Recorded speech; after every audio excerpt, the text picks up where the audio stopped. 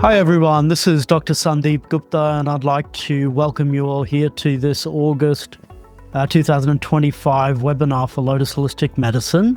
The topic today is autoimmune disease and how holistic care supports healing. And Jacqui's just joined us, so thought for a second there that I was going to be doing it on my own. But either way, we've basically found that autoimmune conditions are a very, very important component of chronic disease, and really finding a healing path forward for many people is challenging. And that's why today what we're wanting to do is kind of break some of the key factors down for people so that you can make sense of autoimmune disease and how you can recover from it. So without any further ado, a few words on myself personally and my journey. For those who've been to the webinars before, you probably know that I've had around 25 years as a conventional medical doctor, initially working in the hospital systems, particularly in intensive care medicine.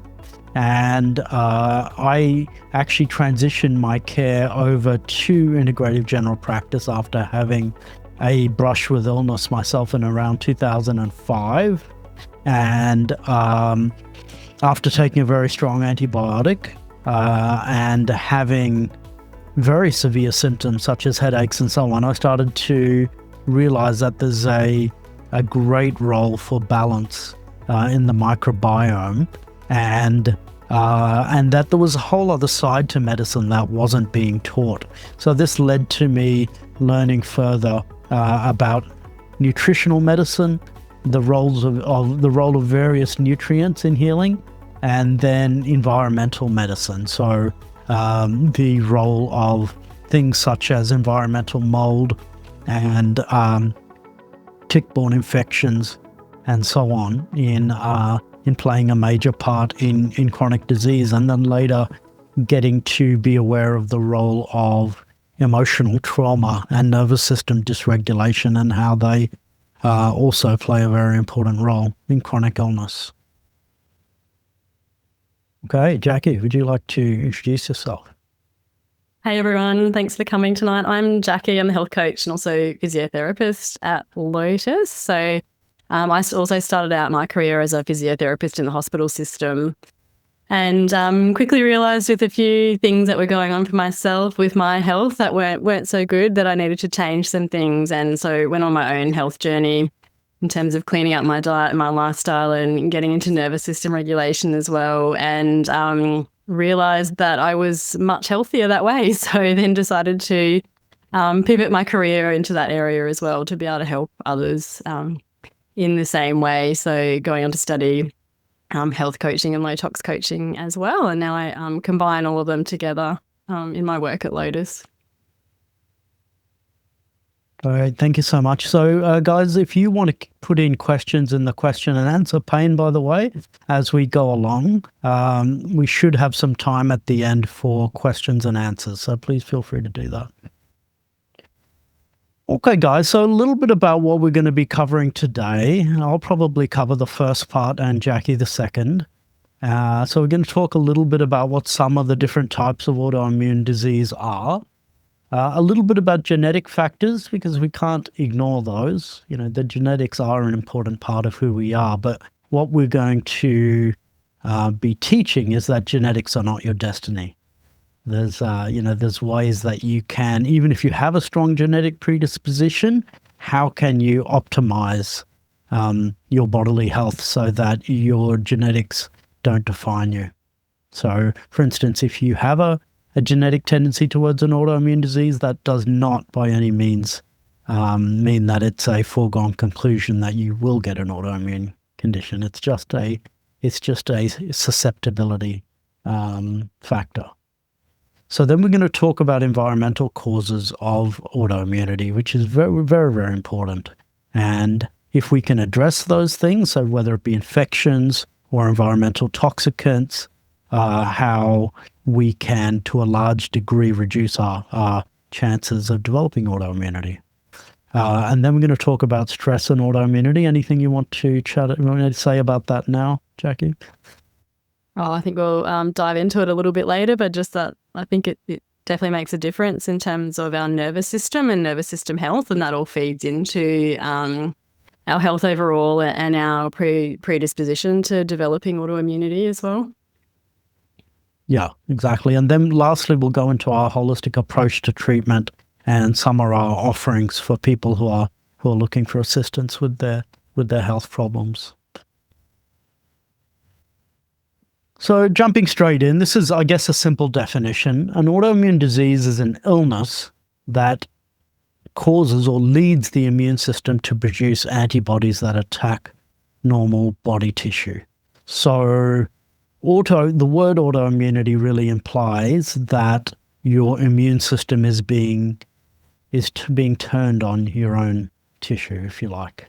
So rather than the immune system being turned on foreign invaders, it's in fact getting directed towards your own self. So you can have autoimmune antibodies against your own cells. You can have autoimmune antibodies against aspects of the thyroid gland. You can have autoimmune antibodies against the intestines and the intestine cells. So there's many types of autoimmune inflammation, but basically that's the key concept to get.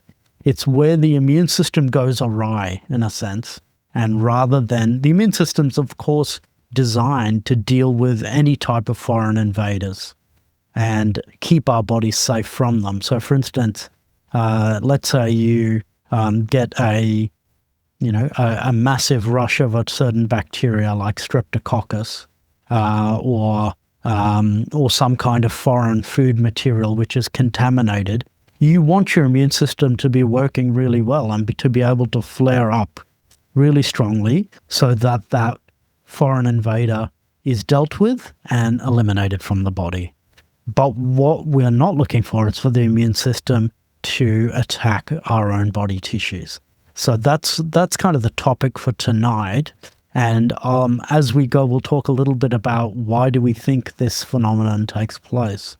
Why do we think the body starts attacking its own tissues? And how can we assist it in reversing to a healthy state of immune function? Okay, so I bet almost all of you out there will know someone, have a family member or friend who is dealing with one or more autoimmune conditions. Now, when I say one or more, the reason is when you have one, you're more likely to have more than one.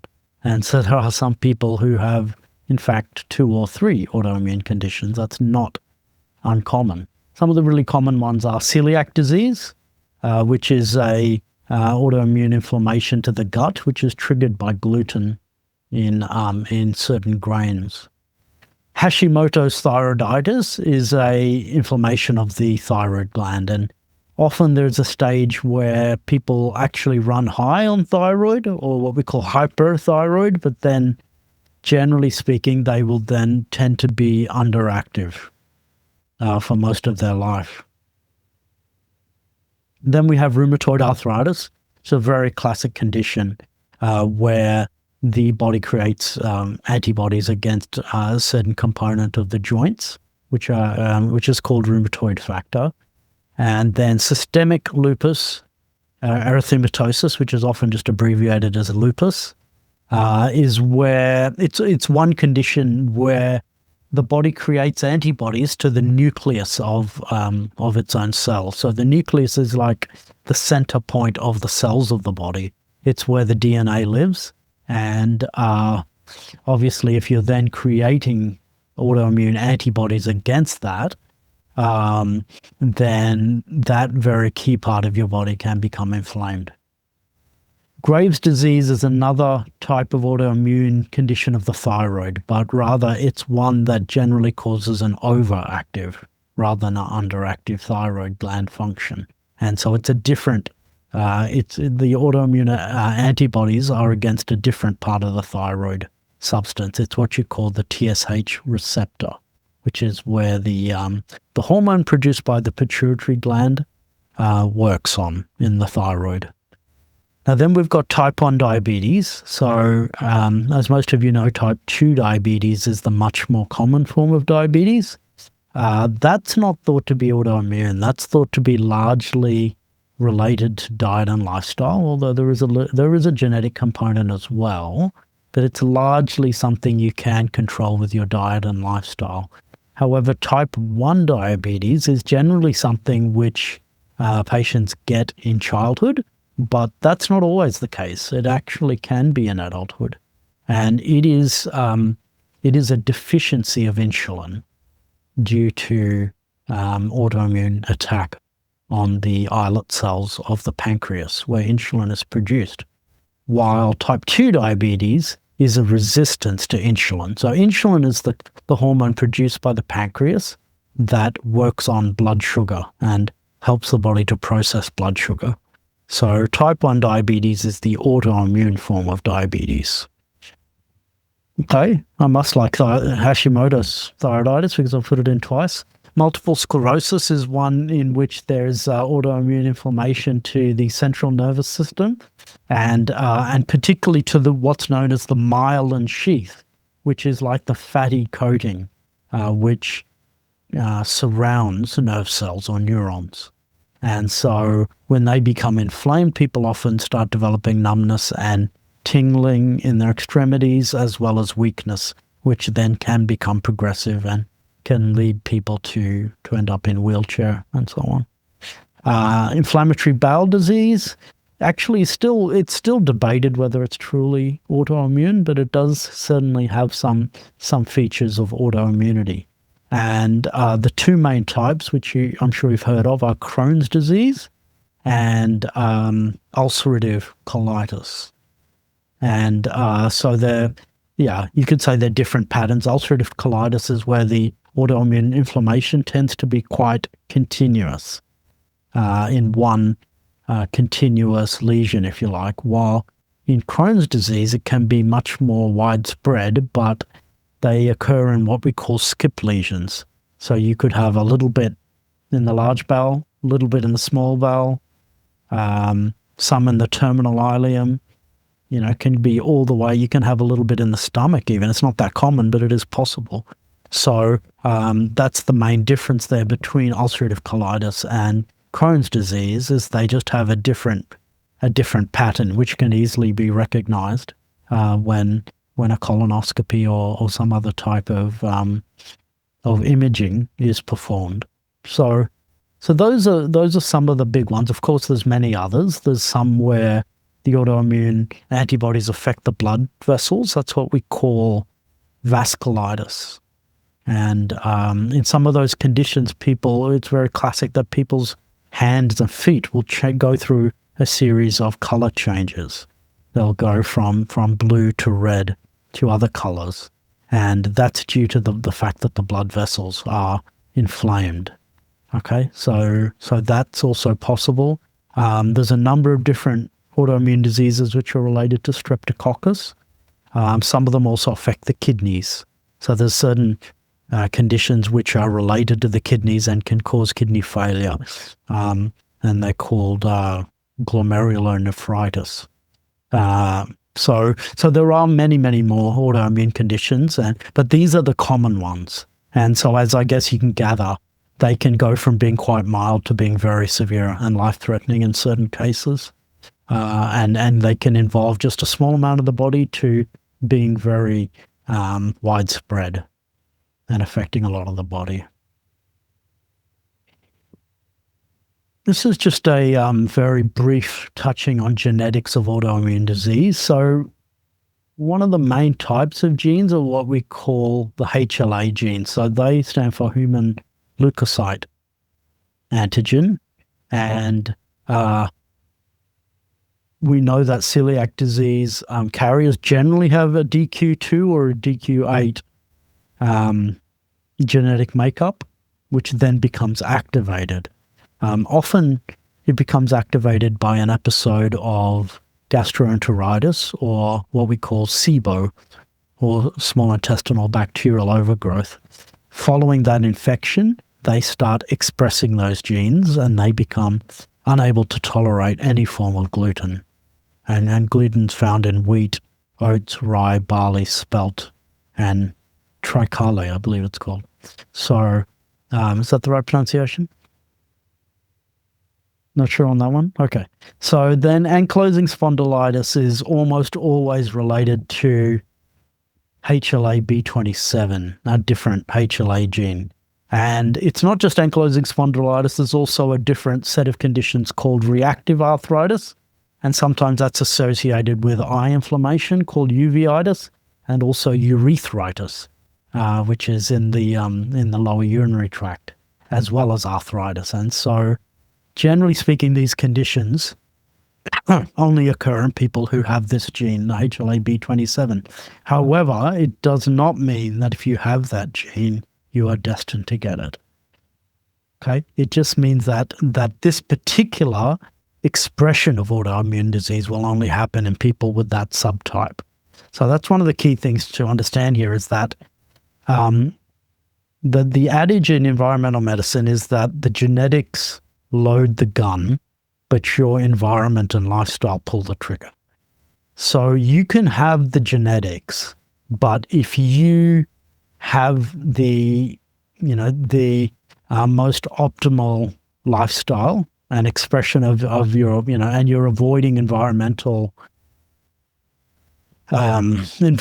triggers, then you may well not express autoimmune disease. So that's a really, really important message for today. It's your genes are not your destiny. I really want to emphasize that. Type 1 diabetes can be related to HLA-DQ8. And so overall genetic hereditability levels vary greatly from autoimmune disease to disease, and overall are estimated to only account for 25 to 50% of the risk of autoimmune disease.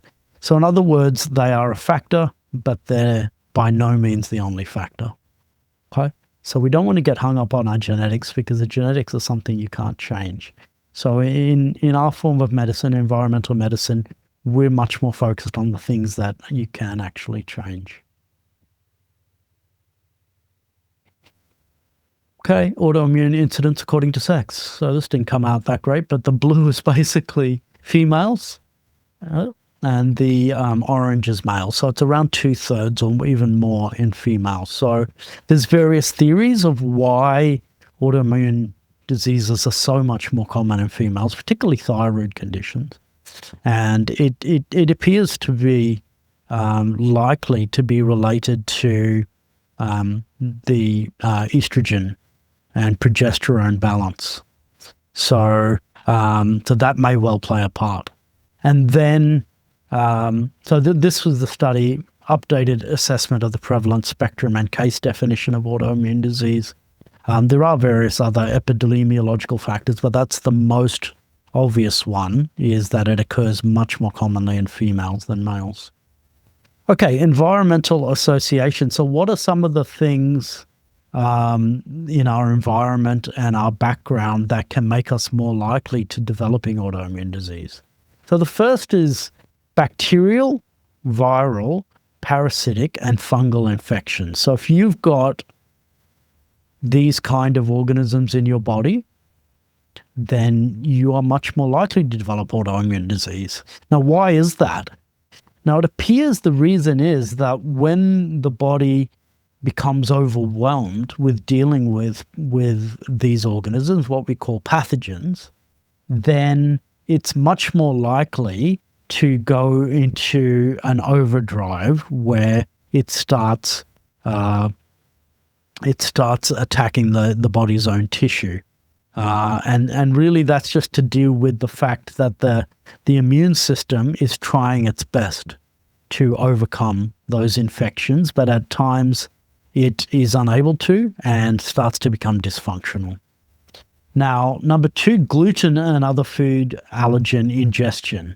Now, if you've got the genes, for instance, the DQ2 or DQ8 genes, you're more likely to have problems with gluten, but research by Dr. Fasano in the United States suggests that virtually everyone probably has problems with modern day gluten in terms of just developing leaky gut or intestinal hyperpermeability.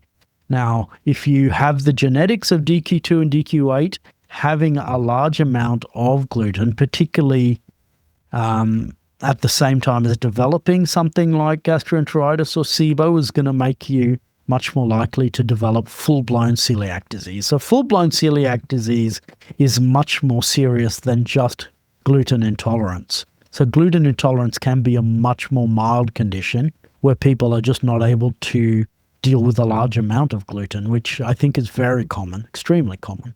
However, in celiac disease, even just having a small amount of gluten one time in a 6-month period can lead you to develop something called subtotal villus atrophy, which is where the small intestinal villi, which is the little outpouchings, are then unable to absorb food.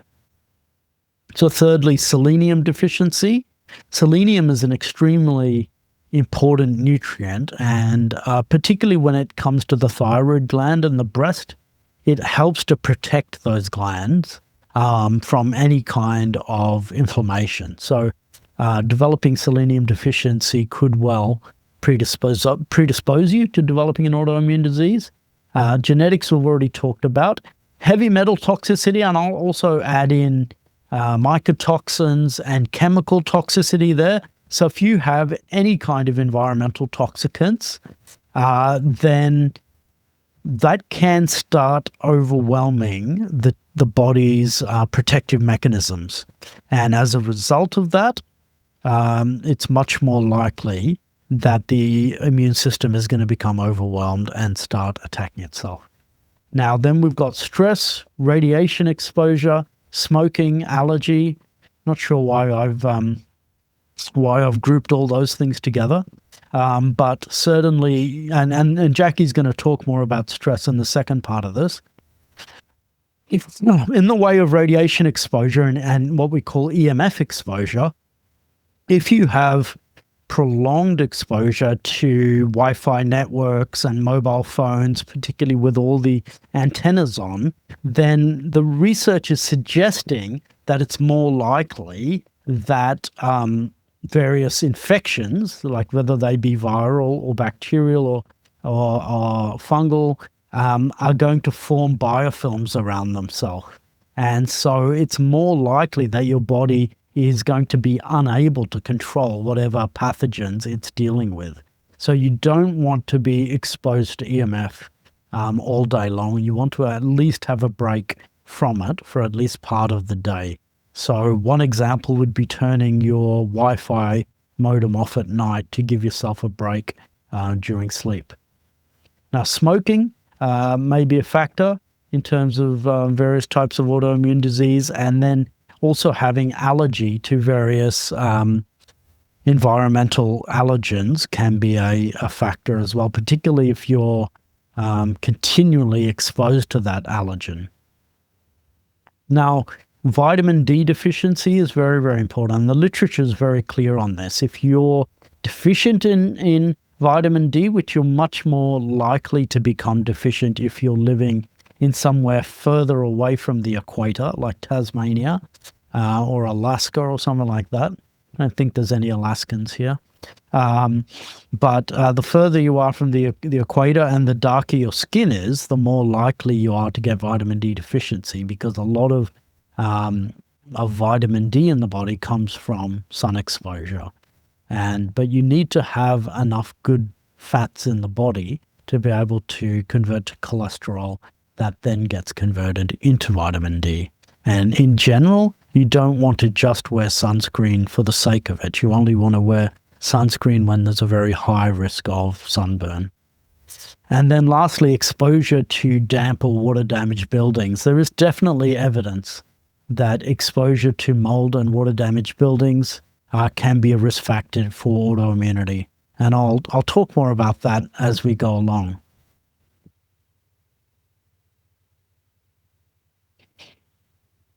Okay, so this is, I guess you could say this is just expressing some of that same information from that previous slide in a different way.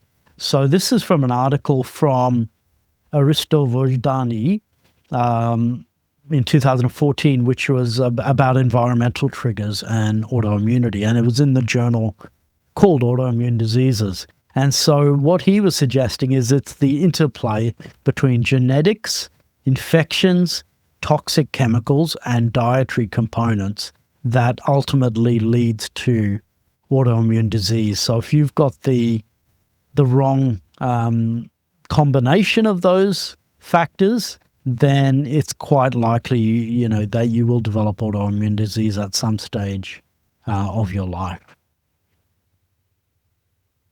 Now, from the same article, possible mechanisms for autoimmune development from environmental triggers. Well, according to Dr. Vodani, environmental triggers lead to a breakdown in oral tolerance, and then that leads to a change in the gut microbiota. So that's when we talk about the gut microbiota, we're talking about the composition of the bacteria in the intestines. So if we get a significant change in those bacteria, that can also lead us to have enhanced gut permeability to large macromolecules. That can lead to immune reactivity. And finally, that can lead to autoimmunity and neuroautoimmunity, which is where we're talking about autoimmune inflammation in the central and peripheral nervous systems. So anything that's affecting the nervous system of the body. Now, jumping into some more specifics here, Streptococcus. So Streptococcus is a bacteria that all of us have and is a normal part of our gut flora and the skin. However, when it goes out of control, and so you may have heard of certain people who have a childhood history where they get recurrent episodes of sore throats and tonsillitis and rheumatic fever, etc. That generally is an indication that their strep population has gone out of control. Now, this can be a result of excessive carbohydrate consumption in the diet, and it can be the result of certain antibiotics which deplete the protective bacteria in the gut. So when the Streptococcus goes out of control in the gut, it can then invade other tissues. And some of the things that can happen then is if you develop rheumatic fever, it is possible to develop inflammation of the heart valves, such as the mitral valve and the aortic valve, which can actually lead to the need for valve replacement later in life. So it can be quite serious. Now, then there's something called post-strep glomerulonephritis. You would have heard me mention that term earlier. But this is where people develop kidney problems following a strep infection. And this is due to an autoimmune condition called IgA nephropathy. So what happens is this excess of strep causes the immune system to become overwhelmed and to create an excess of a type of antibody called IgA antibodies. Now, when those IgA antibodies are being produced, they appear to have a cross-reactivity against a part of the kidneys called the glomerular unit, which is where the blood is filtered. Now, you can also develop something called pandas. So we're not talking about those beautiful creatures that you see at the South and North Pole. We're talking about a medical condition which stands for pediatric autoimmune neurological disorder associated with strep. So it's also referred to sometimes these days as just PANS, or pediatric autoimmune neurological syndrome. And really, this is a condition where people develop antibodies against aspects of their brain and the central nervous system as a result of streptococcus. And so people can develop, children rather, can develop movement disorders and tics. They can develop OCD. They can develop severe fatigue. And I found if they're exposed to a water damaged building at the same time, they're much more likely to develop a severe form of this condition. And often they will need antibiotics to bring the streptococcus back into control, but also herbal medicines and things like low-dose naltrexone and other therapies to help to bring inflammation under control. There's also a condition called Sydenham's chorea, which can be an autoimmune reaction to strep. Okay, I'll try and speed up a little bit here. These are some specific postulated infectious associations with autoimmune disease. So type 1 diabetes has been associated with Coxsackie virus, which is also associated with slap cheek syndrome. Ankylosing spondylitis has been associated with Klebsiella infections or just Klebsiella overgrowths, which are very common in people in the general population, because Klebsiella, again, is a normal bacteria which is part of the gut, but when it overgrows, it can trigger autoimmune responses. Now, in rheumatoid arthritis, there's a certain type of organisms called UTIS, and there's also mycoplasma. Now, mycoplasma is a bacteria which often targets the cell, and it's a bacteria that generally has no cell wall, and therefore it can escape the immune system of the body. So when it does that and it escapes the immune system of the body and becomes intracellular, it can then lead the body again to have a dysfunctional immune response, which turns into autoimmunity. Now, lastly, lupus has been related to Epstein-Barr virus. Also, Hashimoto's has been related to Epstein-Barr virus. So that's definitely something in which there has been a lot of research, and it's a very, very important organism or pathogen which can trigger autoimmunity. Now, this study was from 2003 from Raadschelders, and it was published in Clinical Rheumatology, and they looked at 34 employees of a health center between 1998 and 2001, and they found a certain number of cases,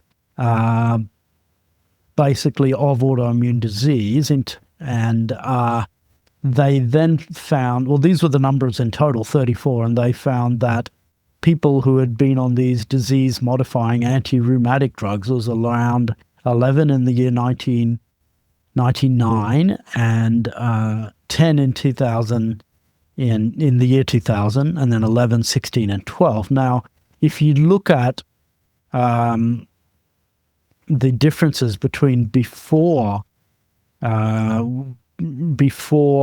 beginning work at the health center and then activation of prior disease, there was definitely a major increase in patients developing autoimmune disease after the year 2000, when they were exposed to this mold in the health center. So that led people in this study to believe that damp building exposure was associated with greater autoimmunity. Now, one possible mechanism for this is to do with raising of TGF-beta levels, which is a type of cytokine that then lowers a type of T lymphocytes called regulatory T cells. Now, that can lead to promotion of autoimmunity. Now, I'll skip through this. Now, this is also important. There's a bug called Bartonella henselae, which is very common. It's considered to be cat scratch disease, but it can also come from ticks. And this was a case of autoimmune thyroiditis, which was thought to be caused by Bartonella henselae and was thought to be reversible once the Bartonella was treated. So it's always very important to think of pathogens such as Bartonella and Epstein-Barr. This study by Freiberg and all looked at the association between SARS-CoV-2 infection, COVID vaccination, and autoimmune diseases in a pediatric population. And this particular study found that there was no clear association between COVID-19 infection and autoimmune disease, but rather the COVID-19 vaccination appeared to have a clear connection between autoimmune disease So there's other studies which suggested the infection was also very significant. So there's definitely, during COVID, there definitely has been the appearance of an increase in autoimmune conditions. Now, these are a summary of different mechanisms implicated in Epstein-Barr virus pathogenesis of autoimmune and autoinflammatory diseases. So again, we see genetic factors being mentioned. We see T cells being mentioned. Molecular mimicry is where basically the body is creating antibodies to a certain pathogen, and those antibodies have a cross-reactivity against certain tissues of the body. So then we have bystander cell damage due to these activated T cells, which are trying to locate and exterminate any foreign pathogens. And then B cells can also be part of the problem, because the B cells are trying to help us create antibodies. But what can happen is we get an overabundance of antibodies being produced, and that includes autoantibodies. So that's very interesting. And this is a study from Brisbane where Professor Pender, a neurologist, looked at various autoimmune diseases, and he had his hypothesis of what the steps to autoimmunity was. So he said people with a CD T cell deficiency, so that's a certain subset of white blood cells or T cells, and they can become low in people who have had chronic viral infections, for instance. So if, let's say, you've had a background of having viral infections already, and then you develop Epstein-Barr or glandular fever, and then you are not able to control that glandular fever because of the decreased T cells, that can lead to an increased load of that virus, and also the development of anti-EBV antibodies, which of course is normal and healthy. However, that you can then get EBV infection in a target organ, whether that be in the thyroid gland or the cells or whatever it might be. And that leads to clonal expansion of EBV-infected autoreactive B cells in the target organ. Sorry if that's a complicated way of putting it, but basically what we're talking about is B cells which produce antibodies that have become infected with the Epstein-Barr virus. And that leads to an infiltration or an increase of autoreactive T cells. So they're T cells that are reacting against the body itself in the target organ. And then that leads to the formation of, you could say, big pockets where these lymphocytes are increasing against the target organ. And so therefore you get a lot of antibodies being produced and a lot of autoimmune inflammation. So that's my little drive through some of the factors in autoimmune disease. So we'll now switch gears a little bit and hand over to Jacqui. Thank you. I just wanted to mention a couple of things about the nervous system and autoimmune conditions, because there are quite a few links there and it does have a role to play. So just briefly, when we're talking about the nervous system, I'm going to focus on the autonomic nervous system tonight. So we can break that down into two parts. So we've got the sympathetic part of the nervous system, which is what most people will know as that fight or flight response. And the other part is the parasympathetic nervous system, which most people will know more as the rest and digest arm. And both of those systems do a lot more than that, but just as a basic overview to get us started. So this really big complicated picture on the left here with those branches, that's the vagus nerve. It's actually, there's more branches than that. It's not quite correct. I couldn't get an exact one, but there are some branches going up into the ears and the brain as well. The vagus nerve has a huge role to play in the parasympathetic nervous system. There are other nerves involved, but this is by far the biggest one. You can see how extensive it is in that picture. And it forms like a bit of a link between inflammation and the immune system as well through this cholinergic anti-inflammatory pathway. So when the body when the vagus nerve senses inflammation in the body, it sends messages up to the brain. And it's like this built-in inflammation control system. So it detects a threat. Normally the immune system detects a threat. It will release pro-inflammatory cytokines. And this is sensed by the vagus nerve. And so the vagus nerve, the brain sends a signal back down, releasing acetylcholine, which can then bind to some of the immune cells like macrophages. And basically what it's doing is telling the system just to tone it down a little bit. It starts to calm down so that things don't get out of hand in terms of the immune response. So it's kind of like activating the brake system, I guess, on some of the inflammation to allow the body to do what it needs to do. I'll get you to go to the next slide, please, Sandeep. The other thing I wanted to mention is the impact of stress and the gut, and Sandeep has talked a bit about this already in terms of the changes that happen to the microbiota and leaky gut and autoimmune condition. So the parasympathetic nervous system has a big involvement in our stress response and our ability to reduce our stress response.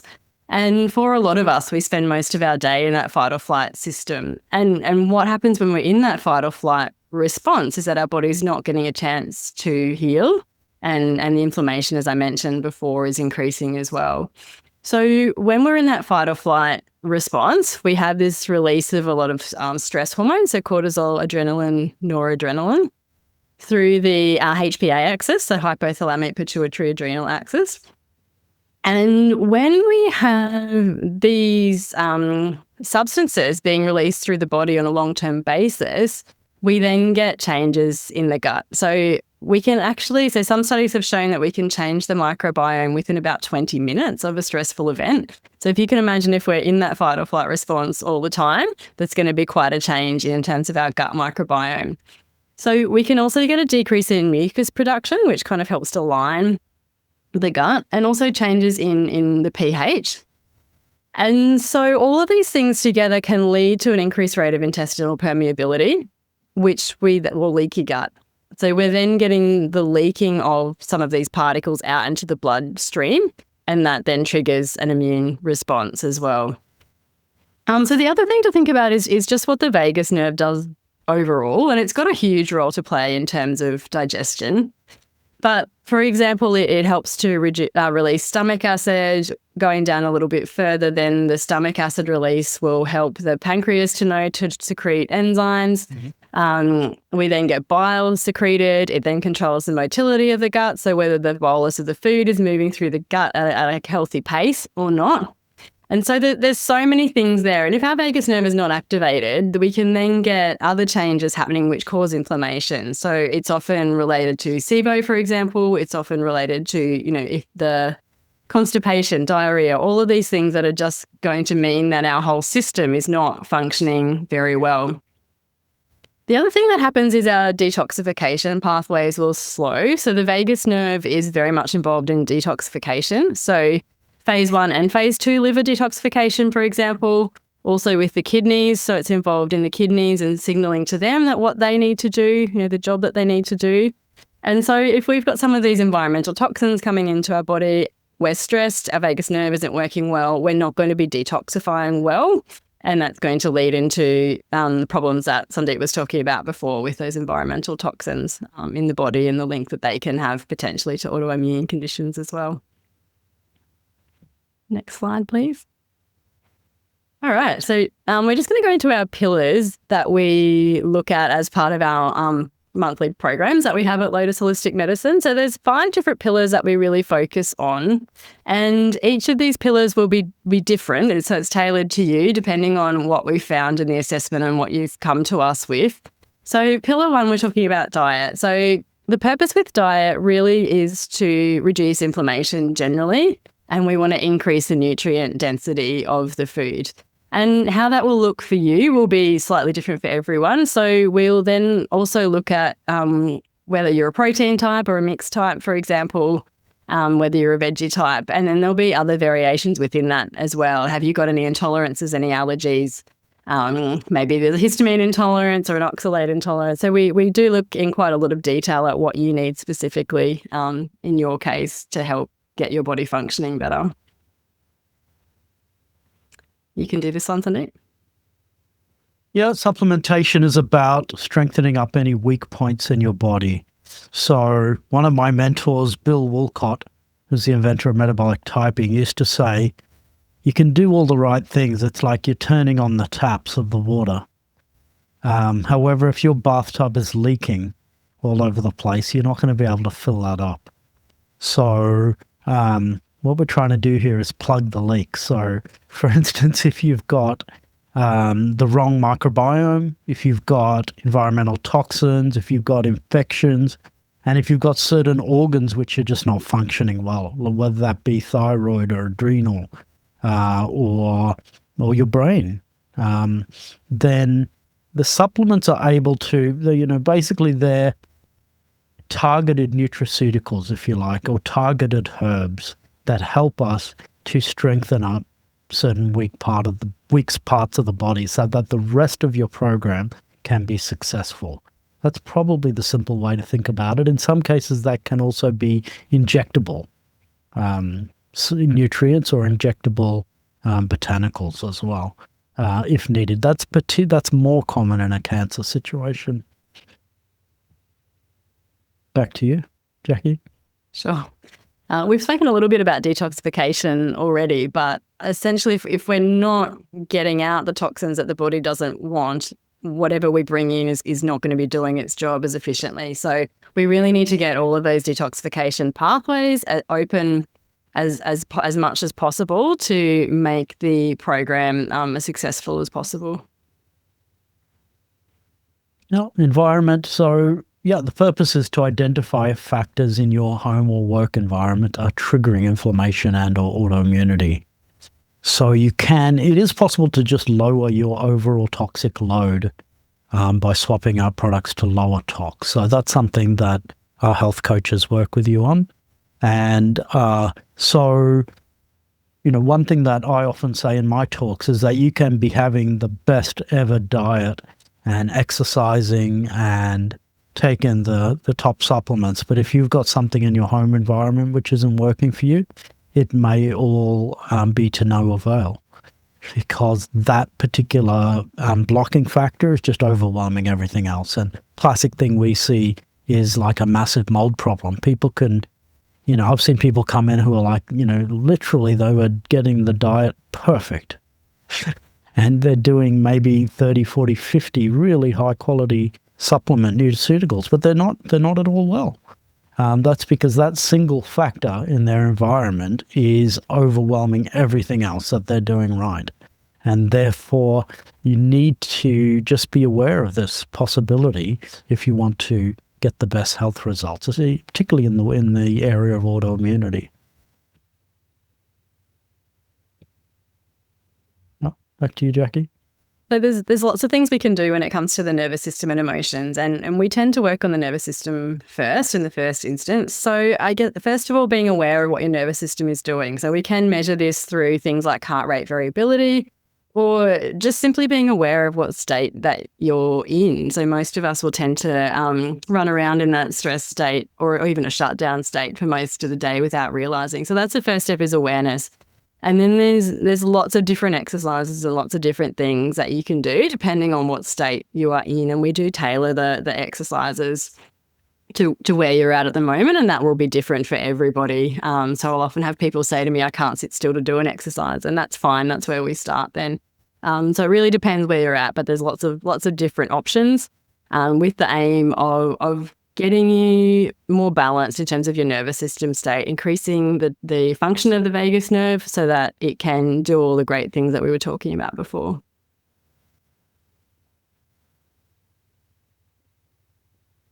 Exactly. So jumping into just talking about some of our offerings for people with chronic conditions. Sorry about the busy slide. But basically, the simple way to explain this is either of these programs, they're just different levels of support. So probably the key word here is support. And the key is that we're supporting you through multiple different limbs. So one of them is doctor consults. One of them is health coaching. And then the other one is the community. So before this call today, this webinar, we had a members-only question and answer. And that's where people who are doing the monthly programs get together and share their progress and so on. on this journey. And we also have a Facebook group where the same thing happens throughout the month, and various questions are asked of people, and people chime in as to how they're doing in terms of various facets of their lifestyle and their healing. There's some free products and some other discounts and so on. But I think those are the key things, is that there's support. It's not just one member of the team. There's multiple of us, and you also then support each other through through the platform that we're offering. So to start with, there's something called a patient discovery, where generally you see our naturopath initially, and also I'm involved in assisting with the initial testing and so on. And then you see the health coaches regularly, and then generally you will see me after a few months, and we'll do an extensive consultation. And there's also some online course support here. So many people are finding that just finding out more about things like EMFs and mold, and understanding how they affect you, can be very useful. Or if you want to dive deeper into nervous system regulation, then doing something like Primal Trust may be quite useful. So those are our programs. They're basically for 6 months minimum, and most people have found that they do support their healing very well, and that the vast majority of people seem to move very nicely towards recovery. So we have designed this to assist people with recovery, and we believe they are a good way to go. So if you're interested, feel free to contact our reception. We'll put some of those details in the chat, and you can have a discovery call with Anna, who's our other health coach and business development manager. So those are basically the 3 main programs: the Rose, Gold, and Diamond. The pricing's down the bottom there, somewhere around that $450 to $750 a month. Also, a quick shout out for a talk that we're doing in a month's time. We're getting Julia, nurse practitioner, to come down from Harvey Bay, which she hardly ever disappears from. So she'll be joining myself and Anna to talk about hormones. And this is going to be in Maroochydore on Saturday, the September 20th at 2 p.m. It's going to be a 3-hour program, and it's going to be focusing on how you can balance your hormones in a natural way for men and women, and also how you can use this to enhance your longevity. So it'll be great. The cost is going to be $88. So if you'd like to come along, just look out on our social media for more posts. In the next day or two, we'll post the booking link. All right, and then we probably have time for a few questions here. What do you think, Jacqui? Yeah, sounds good. First question, do you have a protocol for diagnosing and treating biofilms? Yeah, so there are some tests available for biofilm. In general, it's not easy to detect. So biofilms are defined as like a slime coating, which different organisms form around themselves to protect themselves from the immune system. And so one of my mentors, Bob Marshall, used to say that when you've got a certain amount of biofilm in the body, there's no way that you yourself can get rid of those infections without some external intervention in the way of supplements or medications. So biofilm, they're a major problem. And if you're getting exposed to a lot of EMF, it's likely you're going to have more biofilm. So that's another reason. That's another reason that you will, if you have a lot of biofilm, you're going to have difficulty to overcome your infection. So there is a nasal swab which we do with Microbiology DX, in which they do a biofilm assay. So that's one thing. But in general, I guess the simple rule of thumb is anywhere there is chronic infection, there is biofilm. And particularly if the chronic infection is not healing satisfactorily, we'll need to address biofilm. And so there's various different agents that are used. I like stevia. I like NAC or N-acetylcysteine. And then there's also a compound called Cistus incarnis, which I've learned from Dr. Dietrich Klinghardt. Also, there's enzymes such as serrapeptase and lumbrokinase can be very useful. There's all manner of different things that are used for biofilms. But I think the key thing is just to always think about it and always include it as part of a protocol for chronic infections. Question, thank you. The next one's, what about MTHFR from Karen? Yeah, okay. Well, I guess the question almost like seems to key into this fad a little bit, which is, just looking at MTHFR in isolation. So I don't necessarily recommend that. I think if you're looking at your genetics, you want to look at a number of different genes around detoxification, but MTHFR is one of them. Probably the glutathione-related genes are more important in my view.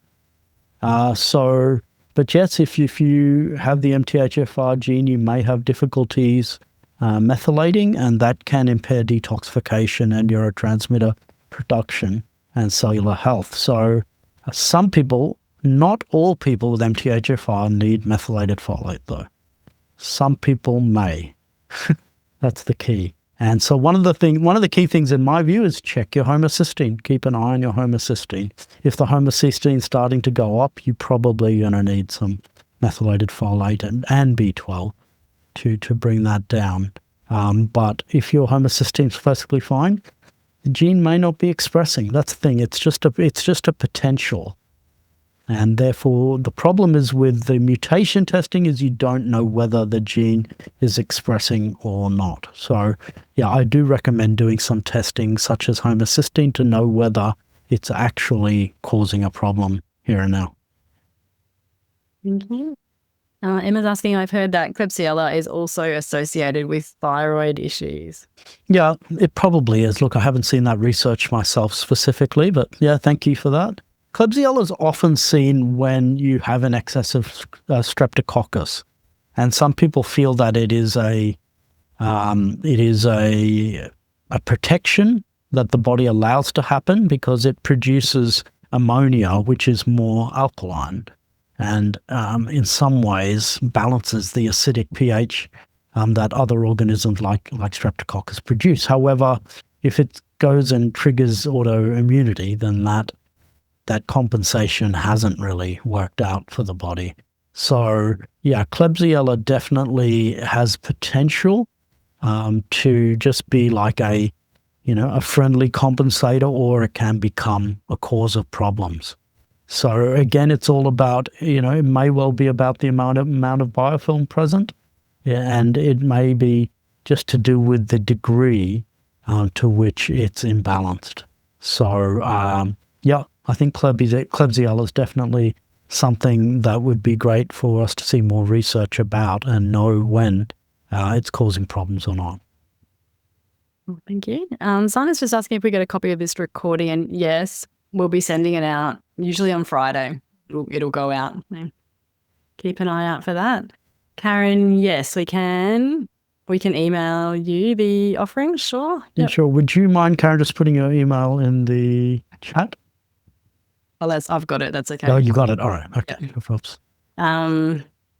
Diane, do you have a protocol for the treatment of epilepsy? Basically, you're going to need antiepileptics in general, because obviously, yeah, it is something that's considered to be, to be life-threatening in some ways. So generally speaking, people will need to go and see a neurologist, go on antiepileptics, and then we look at dietary factors. So for some people, looking at glutamate in the diet is very important. So reducing glutamate is certainly something that you can look at. Certainly just avoiding common food allergens like the gluten and dairy and sugar is important. Again, gluten and dairy are some of the higher glutamate foods anyway. And then in some cases, looking at a more ketogenic diet may be helpful. And then again, looking for underlying environmental toxins or infections that may be triggering it, particularly tick-borne infection is what I do. Generally speaking, you'll need to have a brain scan to make sure there's no mass there or something triggering the seizures. That's all part of conventional medicine. So generally, integrative medicine includes conventional medicine, just to be clear on that. So, we would first start with making sure that there's nothing, there's no mass in the brain, and making sure people are on appropriate anti-epileptic therapy. We don't bypass those things. But then we just look at additional options in the way of diet and lifestyle and environmental causes. There's plenty. I'm sure there's plenty that can be done for the nervous system. Do you want to touch on that, Jacqui? Or? Yeah, definitely. I think any of those things that I mentioned before could help in terms of calming the system down. Yeah, something to look at. So the next question is, can Hashimoto's be reversed?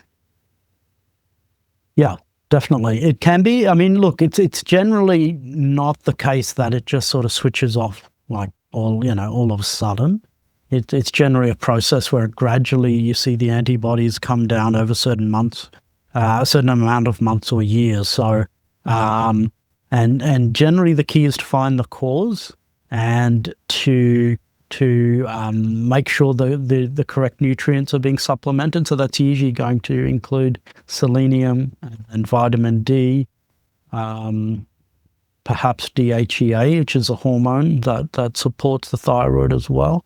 And then in some cases using specific enzymes such as the pine crush to assist with breaking down the autoimmune antibodies can be useful. That's a product that was developed by Professor Cliff Hawkins in Brisbane, and he's looked at autoimmune disease and found that this pineapple enzyme can be quite useful in some cases. There's not actually published research on that as yet, but certainly his personal research is showing that can be quite promising. So those are some of the simple things. Definitely we'd want to eliminate gluten from the diet. We'd want to treat any leaky gut and make sure your microbiome is good, and also work on the nervous system. So it is, again, it's a multifaceted treatment, but definitely have seen many people turn it around. In one case, it was just simply a matter of treating the tick-borne infections, and the Hashimoto's just went away very quickly. So yeah, it's just a matter of giving the right things and taking away any factors that may be provoking inflammation in the body. Okay, just a couple more questions and I'll finish up. But can you heal EBV? Yeah, so I mean, I guess the EBV itself doesn't need healing. It just needs bringing back into balance.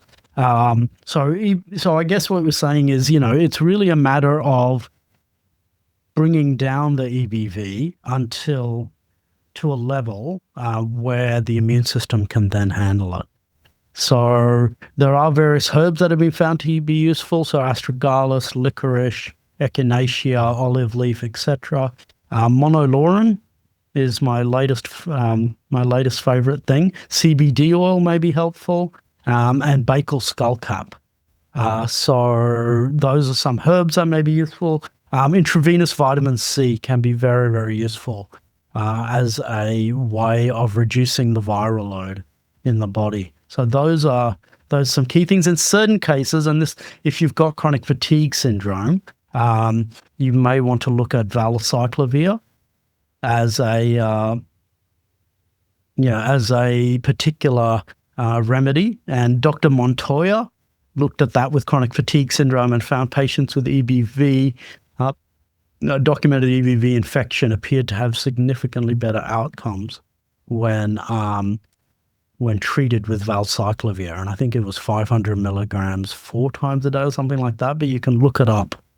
So that's definitely something that's been looked at.